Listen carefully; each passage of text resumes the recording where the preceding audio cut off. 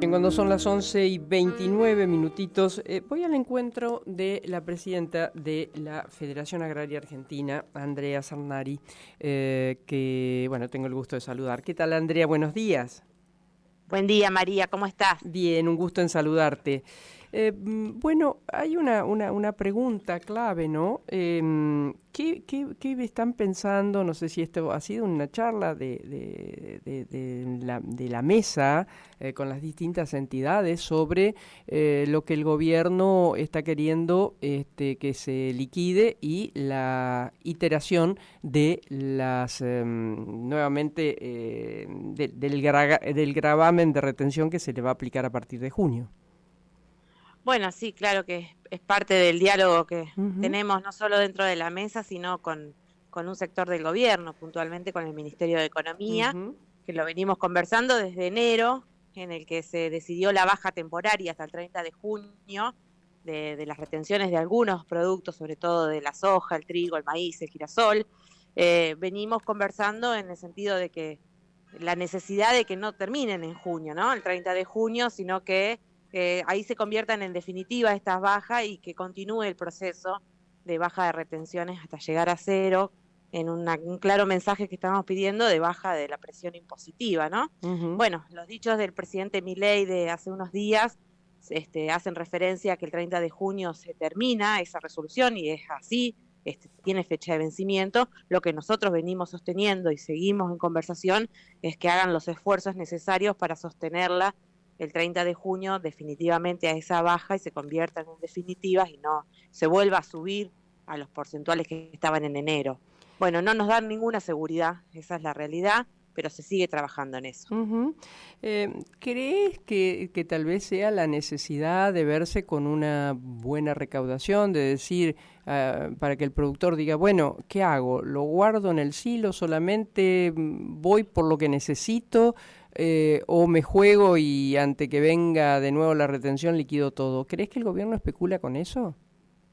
Yo creo que esta es una opinión nuestra, ¿no? Como Sí, vemos la cosa, la necesidad de que tiene el Estado de hacerse de dólares genuinos, ¿no? Y los claro, dólares genuinos vienen por parte de la exportación. Más que los productores, acá la necesidad es de que los exportadores liquiden la soja. Los claro, productores siempre decimos no liquidamos la soja, nosotros la claro. entregamos cuando cosechamos y la vendemos al acopio y al exportador después, el acopio se la vende al exportador. La Uh-huh. verdad que acá el que tiene que realizar esa operación que el gobierno está incitando a que se haga es el exportador y no el productor agropecuario. El Uh-huh. productor agropecuario inevitablemente en este momento está terminando de levantar la cosecha de soja o en el medio en algunos casos todavía o empezando en algunas regiones y la verdad es que cuando termina la cosecha entrega y vende una gran parte de la cosecha, ha sido históricamente así y así va a ser este año, porque nosotros lo que necesitamos es ahora cuando la levantamos pagar los insumos que sacamos a cosecha, pagar los alquileres del campo cuando el dueño del campo nos dice que tenemos que pagar el alquiler, que generalmente tienen vencimiento ahora, post cosecha. Tenemos que hacer frente a la campaña de trigo que ya se viene pronto y hay que comprar los insumos, es decir, necesitamos de dinero para poder hacer frente a todas esas operaciones. Así que el productor agropecuario vende la mayoría de la cosecha y después lo que se guarda, también eso es histórico y es habitual, es nuestra moneda de cambio, es con lo que vivimos el resto del año, vamos pagando impuestos con eso, vamos viviendo la familia y vamos vendiendo en la medida que lo requerimos. Pero un 50, un 60% de la cosecha siempre se vende cuando se levanta. Claro. Yo creo que el productor agropecuario va a seguir haciendo eso porque es nuestra moneda de cambio, es lo que producimos, es lo que Claro. tenemos para vender. Uh-huh. ¿Qué varió en este periodo donde las retenciones no estuvieron? ¿Cuál es la diferencia? Bueno, es un margen muy chiquito, la verdad que no ha sido una baja muy Uh-huh. extraordinaria en soja, que es el producto que más retenciones tiene un 33% de retenciones, ahora bajadas provisionalmente en 6 puntos. Bueno, ha significado para algunos productores, ha significado ese margen que puede llegar a tener rentabilidad, ¿no? Ahora bien, no solo es significativo la baja de las retenciones, sino que también nos está impactando negativamente el precio que tiene la soja Ah, a nivel claro, internacional, que hoy está claro. muy bajo. Uh-huh. Entonces, la verdad que el productor sojero depende de las regiones, pero en campo alquilado hoy está con los números muy justos y en algunos casos con rentabilidad negativa, con lo cual esta baja de retenciones claramente impacta unos puntitos en no tener tanta pérdida o tener algún margen positivo. Bueno, significa, claramente es el camino que hay que continuar. Las retenciones son el impuesto más distorsivo de los que tenemos, pero no son el único impuesto que hacen a la totalidad de la carga impositiva que tiene el productor. Hoy de nuestra producción, aproximadamente entre el 60 y el 70% de lo que producimos se nos va en impuestos. Bueno, eso es lo que estamos reclamando y diciendo. Hay que hacer una reforma impositiva integral que genere ese alivio y que le genere condiciones al productor para tener rentabilidad en lo que hace. Hoy un colega tuyo de otro sector que tuvo, creo, un cargo en la época de, Ruller, me parece que en la Roulette, perdón, me parece que fue en la época de Alfonsín, si mi memoria no falla. Él hablaba que si el gobierno quiere que hagan la bicicleta, el carry tray, el campo lo puede hacer sin desprenderse de su bien, de su semilla. ¿Vos lo ves así? Bueno, si la intención estuviera en hacer un carry trade, claramente que hoy hay mercados de futuro con los cuales uno puede colocar la soja aún sin haberla cosechado o el producto que sea. Es decir, los negocios de mercados a futuros están y son un instrumento y una herramienta que cada vez se utiliza más y es verdad que eso se puede llegar a realizar. Ahora, también déjame decir esto, el productor que representa a la Federación Agraria, ese pequeño y mediano productor, no es un productor que está pensando en los mercados a futuro, en los negocios financieros, es un productor que tiene lo que produce como respaldo de su vida y es un modo de vida. La verdad que el productor no está hoy con el teléfono viendo dónde colocar la plata o dónde colocar el grano para hacer un mejor negocio financiero. Está pensando ya en levantar la soja para empezar a implantar el trigo. Y esa es la realidad que tenemos los productores, mirando el cielo hoy que está lloviznando y no nos deja cosechar. Esa es la realidad del chacarero que representa la Federación Agraria. Así que, bueno, que esos instrumentos estén, pueden estar, pero la verdad que no es de lo que vivimos ni lo que hacemos los productores. Claro. Andrea, ¿han quedado con el gobierno en tener alguna otra reunión más? ¿Guardan alguna esperanza o no? ¿O es mantenimiento lo que el gobierno les hace?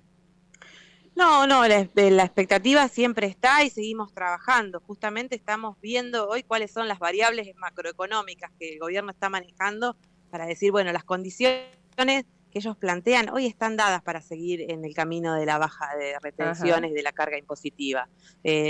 Hay un claro mensaje que da la economía de que las variables están acomodadas como para que eso se pueda sostener.